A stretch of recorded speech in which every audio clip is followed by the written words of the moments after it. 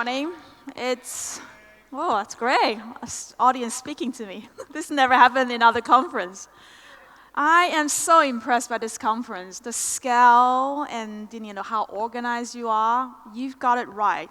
And I think China has a lot to learn from you.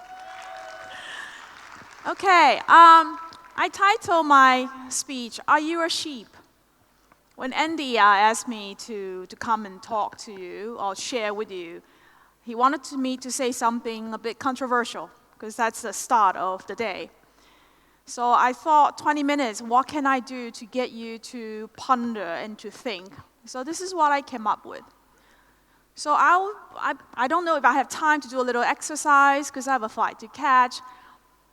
But I titled this, and shortly you'll find out why I titled my speech, Are You a Sheep? So if we do a little exercise, you have a piece of paper in front of you and you have a pen, draw a house. What would your house look like? So when I do this exercise with a lot of the audience I'm speaking to, most of my audience, their house will look something like this. I don't know what your house, the house that you are probably in the middle of drawing, whether your house looks something like this. But the funny thing is, most of us don't live in a house that look anything close to what I'm showing you here. I think most of us live in an apartment building. But when we were asked to draw a house, we always come up with this. Why is that the case? It's because when you and I, when we were little, were going to school, we started learning how to draw, and the teacher, I'm sure the teacher all over the world is the same, because we do this exercise everywhere in the world, it's exactly the same. I think all teachers taught us this is what a house looks like, even though we don't live in anything that close to this picture. That makes us sheep. And that registers so deeply with us that even when I'm not going to tell you how old I am, but many, many, many, many years later, after I learned how to draw a house, I still drew a house like the one that I just showed you.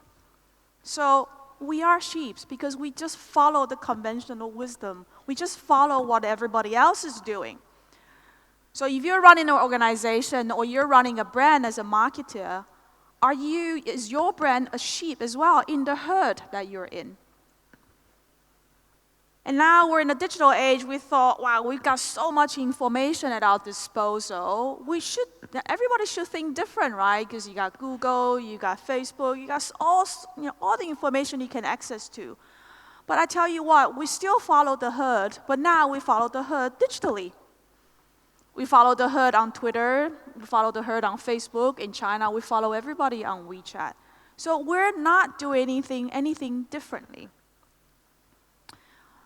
I'm sure most of you, I would say probably all of you in the audience, you have many, many years of very successful career. But let me ask you, have you ever been a black sheep? Or do you have a black sheep in your herd or in the team that you're leading? So if a young chap in your team came up to you with a very bold idea or very different idea or even disagree with you, what do you do with that black sheep in your team? Do you shoot the guy down? Or do you encourage him to take the idea forward? Because Roy Sutherland in Ogilvy put it very nicely. He said, it's a lot easier to be fired for being illogical than being unimaginative. Probably most of the team members that we have are the latter, the unimaginative. But we tend to fire people who disagree with us, or we fire people who came up with an idea that's so different from everybody else, and we thought that person was crazy. Mark Twain has a very interesting quote. So whenever you find yourself on the side of the majority, it is time to pause and reflect. Have you ever done that? I know that these great entrepreneurials in China have done that. They didn't want to side with the majority in China. They created business not because they have expertise in those areas. If you look at all these founders, Jack Ma was an English teacher before he started Alibaba. Lei Jun, who started Xiaomi is about to go IPO in Hong Kong probably sometime next month. He has never built a mobile handset before he founded Xiaomi. The lady who founded Mobike, she used to be a journalist. She was never entrepreneurial.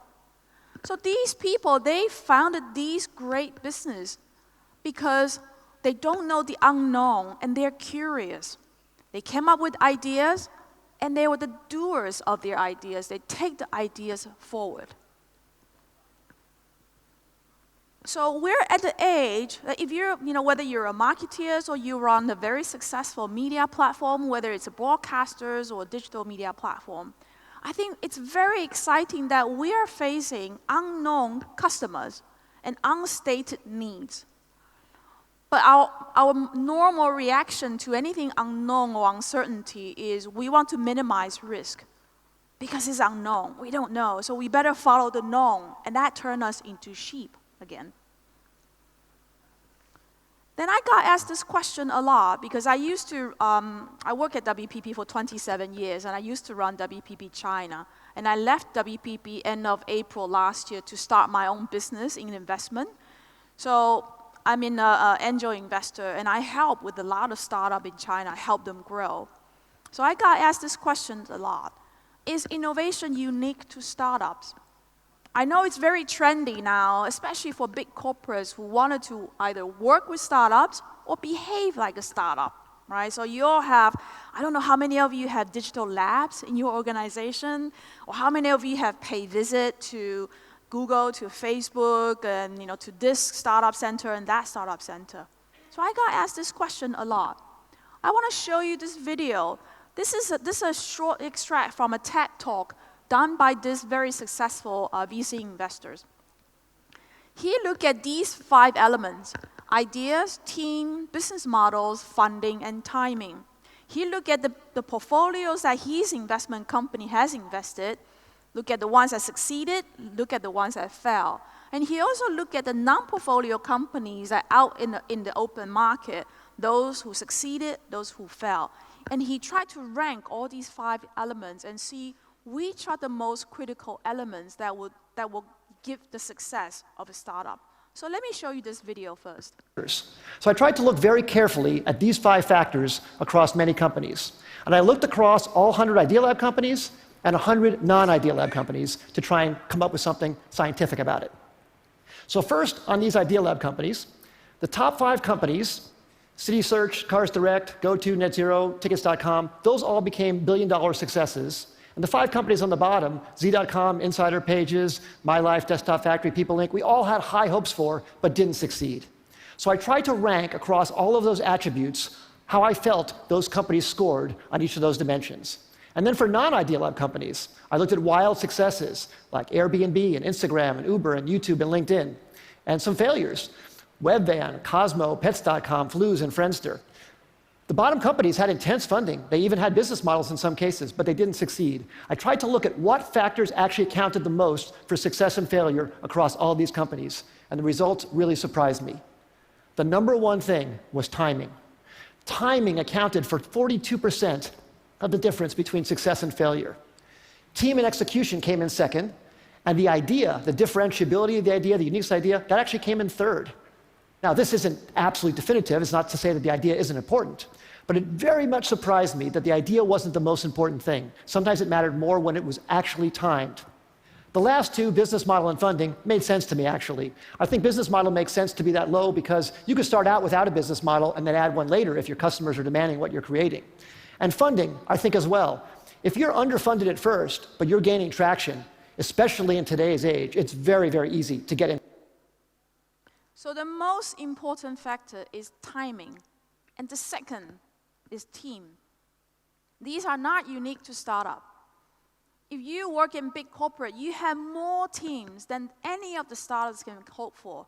And you probably have the best quality of talent. The startup will try everything, find the money to hire. So these are not unique to startup. But what's unique to startup is this willing to try and error. Because what you and I, when I was at big corporate, I'm sure in your organization the same. Anytime that you try something new, your team are not trying something new, but they're trying to minimize the risk for the company instead of trying to maximize the outcome of the idea. So we don't have this from 0 to 1 kind of try and error spirit in our organization. So if you want to start something that's innovative, and you want to kickstart innovation in your organization, you have the timing. Timing means that you know that there is a critical challenge. You know this is the time that we need to come up with a solution to tackle that challenge. That's the timing. And you have the team. But what you need to ask yourself is, what do I need to do to start this culture, to start this very different ways of doing things around in my organization, if I want to take that innovative idea forward? I know a lot of the brands, they will take part in big conference like yours by sponsoring a startup competition. But I will also ask these questions. Other than writing the check of the winning money to give to the winning startup company, and also making some initial introduction for them with your internal teams, what else have you done with the winning startup companies? Okay. Just to get to know the startup doesn't make you behave like a startup. So, like I said, I used to work at WPP, so I have 27 years of big corporate experience. I now run my own investment company. I also help 15 other startups. So I think I have some experience that I can share with you. I'm nowhere near an expert, but I have some observation and some experience I can share with you. So if you want to start this sort of a startup-like way of working in your organization, don't do it for the sake of becoming like a startup. Do it because you have a challenge that you wanted to tackle. So identify that one critical challenge that your organization is facing, whether it's your brand, it's a marketing challenge, or it's an organization challenge that you're facing. Put together a team with true believers of innovative thinking. And if you're working with a startup outside, put that team together with a designated team that's sent by the startup. Put these two together, mold them into one team. And give them that total empowerment in your organization. Give them that green channel. And best, have them report directly to the CEO. Remove silos for them. Any organizations, once they hit certain scale, there's definitely silos. I mean, it's nobody's fault. That's just how organization is operated. But remove silos for this innovative thinking. Funding, like you saw in the video, it doesn't have to be big, but start them somewhere. Give them some funding so they can start something, somewhere with the idea. But most importantly is design that startup-like incentive scheme with the possibility that this little unit of yours could spin off from your organization, become an entity one day. And the team that started the idea could own equity interest of that new entity that you could be setting up. So these are my advice, and coincidentally, this is how Tencent has come up with the product WeChat. I read this paper, and I also know people within Tencent. So this is what happened back in 2010. Tencent actually back then, 7-8 years ago, was on the declining. And Pony Ma, or Ma Huateng, the founder and the chairman of the company, was very concerned. He could clearly see back then that if Tencent didn't do anything about mobile, they're going to miss the boat of mobile technology completely. So he turned internally to all his product teams and said, I would like to receive proposals of ideas that can take Tencent to the mobile era. So these are the three proposals he received. One from the Shenzhen QQ team, another one from Guangzhou, the R&D center, and the third one from Chengdu. So after reviewing all the proposals, he found the one from Guangzhou the most promising and most interesting. So what he's done is internally put together 2 small teams, give them total support, and those teams report directly to Pony Ma. So they spend months and months together taking that WeChat proposal from ideas to real, and internal test. 2011, they launched WeChat. And I think the rest you can read off the press, how successful WeChat has become. So this is the internal. You can be innovative internally, organically. It doesn't have to be partnering with a startup, but you have to do it right. You have to give that total empowerment.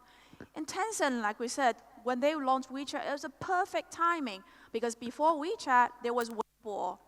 But I think it was in the summer of 2010, the Chinese government made it mandatory for all the Weibo users to register with real name.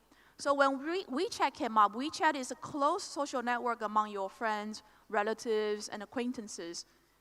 So it's a closed network. So it was a great timing, and users from Weibo was very happy to switch, and they switched very quickly. So this is what happened. And if you're interested in this WeChat case, this is the link of the paper that done by 3 university professors about how Tencent has come up with WeChat, just for your reference. So hopefully today what I share with you will get you start thinking, get you start pondering what you need to do when you go back to the organization. But when you're doing that, I also wanted to point you to 5 future marketing directions that you wanted to include in your thinking. Because whether you're running a brand or an organization that provides services to customers, these are the 5 areas that will happen sooner than you expected. So the first one is text versus visual, and also the second one is video, especially short-form video. The generation now and the generation of future are all about visual and all about, which is photo, visual, and video. So if you're doing marketing right now mostly based on text, you will want to switch, and you want to switch very quickly. Then you have robot. It doesn't have to be a physical robot, but what I'm trying to say is artificial intelligence, data processing, make a much smarter decisions about things that you're about to do, whether it's marketing or your organization. Blockchain.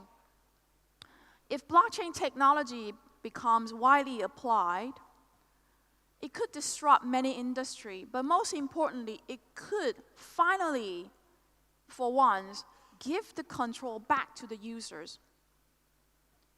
So it's no longer being decided and controlled by you, whether you're a brand or you're a media organization. So you want to pay attention to blockchain. Last but not least, voice assistant. Voice assistants will come to us much quicker than you and I thought. If you have never been to CES in Las Vegas, I would strongly urge you to pay a visit in January next year. Then you will see how widely applied voice assistant has become. So very soon, voice assistant may become consumers' best friend, not you or not me. So I like to close my presentation with this cute little video from Japan. This is to show you how voice assistant will become users' best friend one day. 朝ですよ。起きてください。ねえ、起きてってば。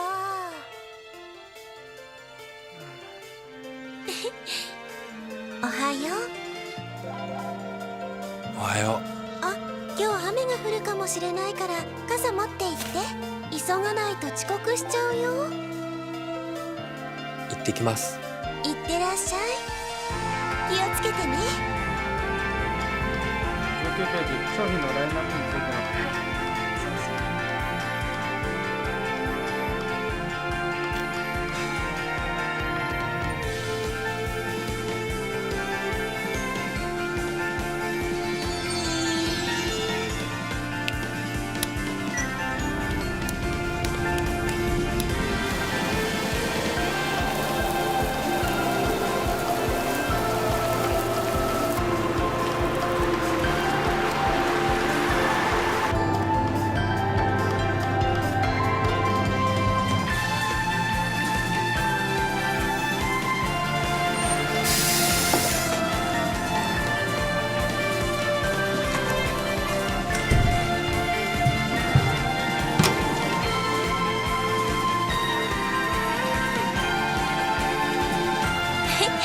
おかえりなさい。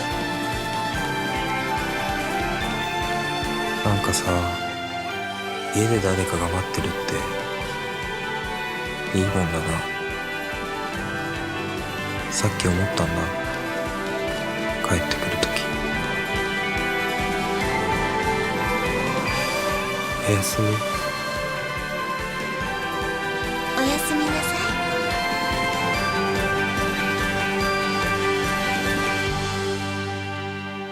い。It will come to us sooner than we thought. Thank you very much.